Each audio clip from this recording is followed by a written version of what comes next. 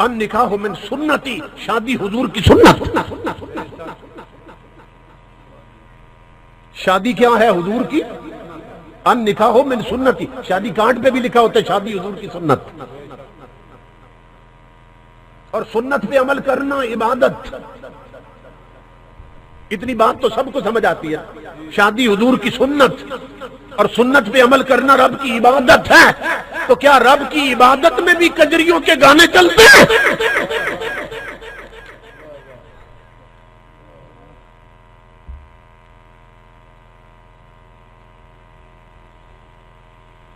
میری ماں بہنوں بیٹیوں، شادی کرنا نبی کی سنت اور سنت پہ عمل کرنا رب کی عبادت ہے. تو کیا رب کی عبادت میں بھی ڈھولکی کی ٹھاک پر بچیاں گانے گاتی ہیں؟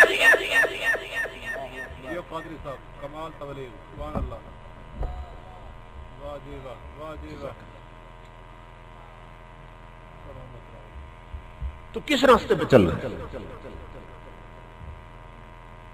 ہر کوئی کہتا ہے ہم حضور کے غلام.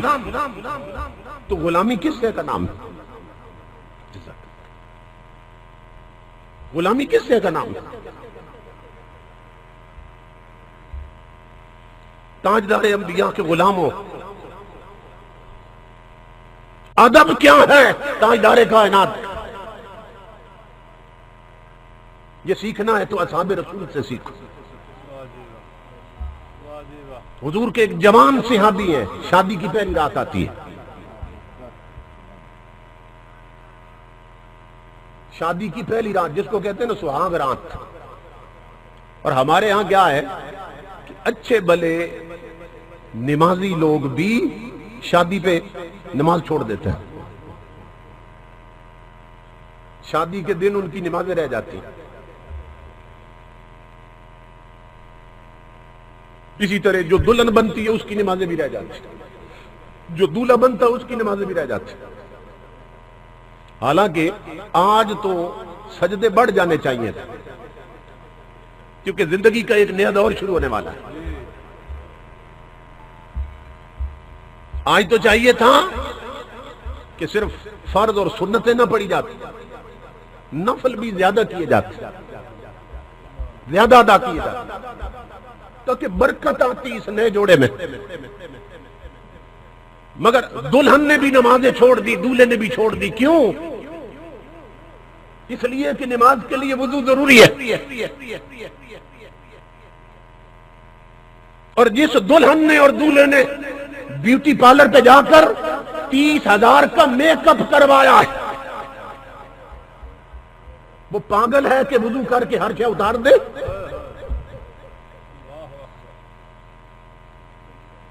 دلہن اس لیے وضو نہیں کرتی کہ اس نے 40,000 دیا میک اپ کا. دولہا اس لیے وضو نہیں کرتا کہ اس نے 30,000 دیا میک اپ کا.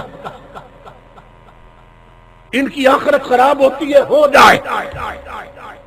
ان بدبختوں کی قبر گندی ہوتی ہے، ہو جائے، مگر ان کا میک اپ خراب نہیں ہونا چاہیے.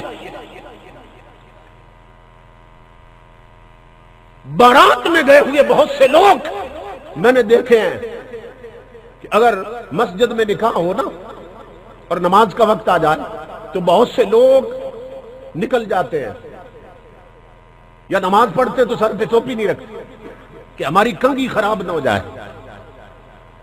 بہت سے لوگ مسجد سے نکل جاتے ہیں ہمارے کپڑوں کی کلف خراب نہ ہو جائے، مایا لگی ہے کپڑوں کا.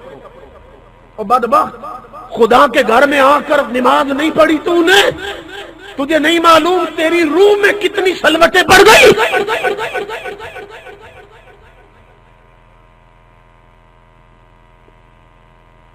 سوچو تو سلوٹوں سے اٹی ہے تمام روح، اور دیکھو تو ایک شکن بھی نہیں ہے لباس میں. تیری روح میں کتنی سلوٹیں پڑ گئی. دلہن نے نماز اس لیے نہیں پڑھی کہ وضو کروں گی تو میک اپ اتر جائے گا. دولہا اس لیے وضو نہیں کر رہا کہ وضو کروں گا تو میک اپ اتر جائے گا. اور میں کہتا ہوں بدبختو، وہ میک اپ کروایا کیوں تھا جسے پانی کے چند چھینٹے اتار دیتے ہیں؟ وہ میک اپ کیوں کروایا تھا جسے پانی کے چند قطرے اتار دیتے ہیں؟ آقا کے ذکر کی مجلس میں آنے والے جوانوں، میری ماں بہنوں بیٹیوں، آؤ تمہیں میں وہ میک اپ بتاؤں جو مصطفیٰ کے مدینے سے آیا ہے۔ اس میک اپ کو چھوڑ دو جو تم نے فلموں سے سیکھا ہے، جو تم نے ڈراموں سے سیکھا ہے، جو تم نے انگریز کے ماحول سے سیکھا ہے، جو تم نے بے غیرتی بے حیائی کے ماحول سے سیکھا ہے۔ اس کو پانی کے چند قطرے اتار دیتے ہیں کیونکہ یہ یورپ سے آیا، یہ انڈیا کی فلموں سے آیا۔ آؤ تمہیں وہ میک اپ دے کے جاؤں جو مصطفیٰ کے مدینے سے آیا ہے۔ حضرت امام حسن بصری فرماتے ہیں، فرماتے ہیں جو آقا کا امتی مرد ہو یا عورت اپنے نبی پہ یہ درود پڑھتا رہے اور پڑھتی رہے۔ میں میک اپ دے کے جا رہا ہوں، میری ماں بہنوں بیٹیوں، میک اپ کرنا ہے تو مدینے کا کرو۔ امام حسن بصری فرماتے ہیں جو اپنے نبی پہ یہ درود پڑھتی رہے اور یہ درود پڑھتا رہے، اللہ رب العزت اس کے چہرے کو وہ چمک اور حسن دیتا ہے کہ موت بھی چہرے کا حسن خراب نہیں کر سکتی ہے۔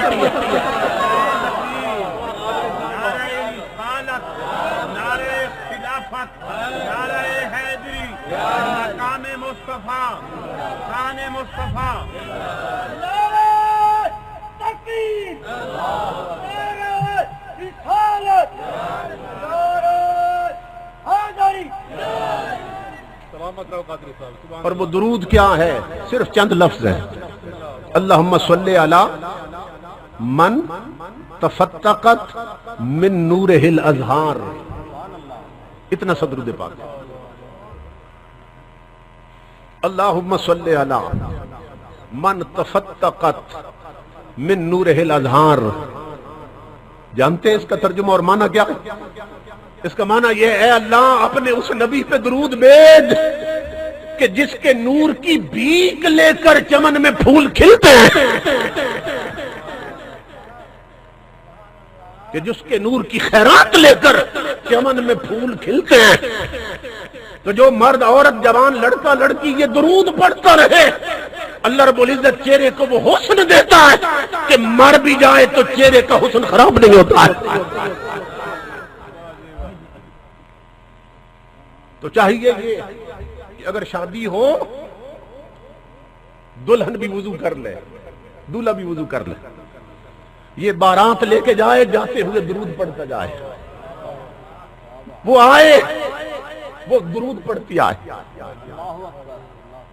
پھر دیکھو کیا ہوتا ہے۔ اب میک اپ کے لیے اگر وضو چھوڑ دیے جائیں، نمازیں چھوڑ دی جائیں، اور شادی سے کئی دن پہلے گھر میں ڈھولک کی تھاپ پر بچیاں گانے گائیں اور ڈیک لگا کر کنجریوں کے گانے چلا دیے جائیں، تو پھر ان شادیوں کے نتیجے میں جو نسل پیدا ہوتی ہے وہ ڈسکو ڈانسر بنتے ہیں، وہ رب رسول کے باغی بنتے ہیں، وہ دین اور شریعت کے باغی اور غدار بنتے ہیں۔ اور اگر امام الانبیاء کے غلاموں ماں بھی درود پڑھ کر دلہن بنے اور باپ بھی درود پڑھ کر بارات لے کے جائے، اور گھر میں آتے ہی مصلی سج جائیں، اور میاں بیوی جو بنے ہیں وہ آ کر کہیں کہ آپس میں بعد میں ملتے ہیں، آؤ پہلے اپنے خدا سے ملتے ہیں، وہ مصلی پہ 2 نفلوں کی نیت کر لیں، تو اللہ کی عزت کی قسم پیدا ہونے والی نسلیں کوئی سلطان باہو بنتا ہے، کوئی قمر الدین سیالوی بنتا ہے۔ واہ واہ۔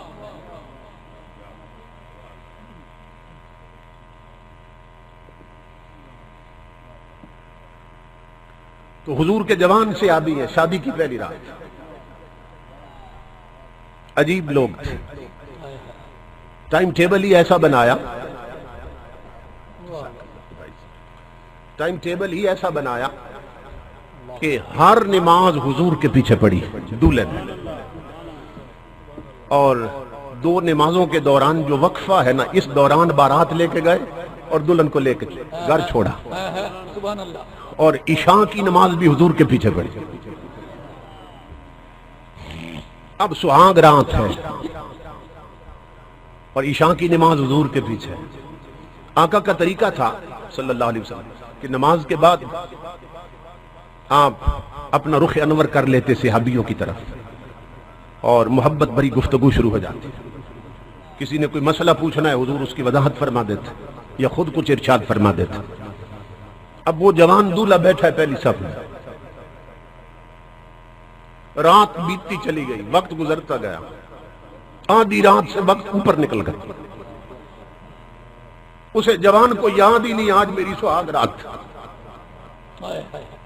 وہ آقا کے جلووں میں ایسا کھویا وہ بھول گیا کہ آج سہاگ رات. اعلیٰ حضرت فرماتے ہیں امام اہل سنت، اے مدینے کے تاجدار تیرے قدموں میں جو ہے غیر کا منہ کیا دیکھے اور کون نظروں میں جچے دیکھ کے طلبہ تیرا. واہ واہ واہ، سبحان اللہ سبحان اللہ. یہ ادب ہے اعلیٰ حضرت کا. ایسا نہیں کیا کہ ایک طرف پوری دنیا کے حسینوں کے چہرے لائیں اور ادھر حضور کا چہرہ لائیں اور کمپیئر کریں چہرے کو چہرے کے ساتھ. نہیں، ادب سکھایا اعلیٰ حضرت نے. کیا؟ ایک طرف پوری دنیا کے حسینوں کے منہ رکھے ہیں، دوسری طرف اپنے نبی کے پاؤں کا تلوہ رکھا ہے. اور عرض کرتے ہیں مدینے والے تیرے تلووں کا حسن وہ ہے کہ جو تیرے تلووں کی چمک دیکھ لیں وہ حسینوں کے منہ بھول جاتے ہیں. تو جو تلوے دیکھ لے وہ حسینوں کے منہ بھول جاتے. تو یہ جو جس کی سہاگ رات ہے یہ تو حضور کا چہرہ دیکھ رہا ہے، اسے کیا یاد رہنا تھا. آدھی رات سے وقت اوپر نکل گیا، وہ حضور کے جلووں میں گم ہے. امام الانبیاء نے گفتگو ختم کی، دعا فرمائی اور مسکرا کے فرمایا جوان تیری تو آج سہاگ رات ہے، شادی کی پہلی رات، جاؤ دلہن انتظار کر رہی ہوگی. وہ درود پڑھتا ہوا اٹھا اور چلا اپنے گھر کی طرف. مدینہ سے باہر گھر تھا، وہاں پہنچتے اور دیر ہو گئی. جا کے نا اس نے دروازے پہ دستک دی، دروازہ کھلا، وہ دلہن کے کمرے میں داخل ہوا. جوتے اتارے، اس کی چارپائی پہ قدم رکھا یا چٹائی پہ. اب جوان کا ہاتھ گیا دلہن کے گھونگھٹ کی طرف کہ چہرے سے کپڑا ہٹائے اور اپنی شریک زندگی سے کوئی بات کرے. مدینہ پاک کا شہر، سہاگ رات، آدھی رات سے وقت اوپر نکل چکا. دونوں جوان ہیں، اس کا ہاتھ گیا گھونگھٹ کی طرف. قریب تھا کہ دونوں جوان جذبے آپس میں ہم کلام ہوتے، کوئی محبت بری بات کرتے. وہ چہرے سے کپڑا ہٹانے لگا کہ مدینے کی آبادی سے حضرت بلال حبشی کی آواز آ گئی. وہ اعلان کر رہے تھے مدینے والوں تمہیں محمد عربی بلا رہے ہیں. کیوں؟ جہاد کے لیے حکم آ گیا ہے. اللہ جہاد کے لیے آیت اتر آئی ہے. کل تم نے اپنے سروں پہ کفن باندھ کر مصطفیٰ کے قدموں پہ اپنی گردنیں کٹانی ہیں. اے مدینے والوں تمہیں حضور بلا رہے ہیں. تو کرکٹ میچ کے لیے جمعے چھوڑنے والے جوانوں، یہ ہے محبت مصطفیٰ. جب بلال حبشی کی آواز گئی کانوں میں، اس جوان کا جو ہاتھ گیا تھا نا گھونگھٹ کی طرف، وہ ہاتھ پیچھے ہٹایا، قدم چارپائی سے اتر آئے، جوتے پہن کر دیوار کی طرف گیا، تلوار لٹک رہی تھی، اس کو اٹھا کر باہر نکلنے لگا. دلہن دوڑ کر قدموں سے لپٹ گئی، کہنے لگی جوان شادی کی پہلی رات ہے، تو نے ابھی میرے چہرے سے نقاب بھی نہیں الٹی، تو نے کوئی محبت بری بات نہیں کی، اور میرے سرتاج مجھے چھوڑ کے کہاں جا رہا ہے؟ جوان نے جھٹکا دیا اور دامن چھڑا کر کہا نادان مجھے مت روک، مجھے میرے سرتاج نے بلایا ہے. اگر تیرے سر کا سائیں میں ہوں تو مجھے میرے سر کے سائیں نے بلایا. اگر تیرا سرتاج میں ہوں تو محمد عربی میرے سر کا تاج ہے. مجھے میرے آقا یاد فرما رہے ہیں. دلہن کہنے لگی جہاد تو صبح ہوگا، آپ رات تو یہی کر لیں. اس نے کہا نادان تو شادی کی رات دیکھ رہی ہے، مجھے یار کا بلاوا آ گیا. یہ تو ایک رات ہے، ہزاروں راتیں محمد عربی کے بلاوے پر قربان. جوان یہ کہہ کر آقا کی بارگاہ میں پہنچا، گھر پلٹ کے نہیں آیا، سیدھا میدان جنگ میں صحابہ کہتے ہیں حضور صلی اللہ علیہ وسلم کا طریقہ یہ تھا، بلند مقام پہ نہ کھڑے ہو جاتے تھے حضور اپنے خیمے کے باہر، تو جتنے صحابہ کرام جنگ لڑتے سب پہ نگاہ رحمت ڈالتے تھے کہ اللہ کے دین کے تحفظ کے لیے اور سربلندی کے لیے کس طرح اپنی گردنیں کھجوا رہے ہیں، تو سب کو دیکھتے حضور۔ لیکن صحابہ کہتے ہیں آج انداز بدلا ہوا تھا کہ حضور خیمہ کے باہر کھڑے تو ضرور تھے مگر نظر اس جوان سے ہٹ نہیں گئی تھی۔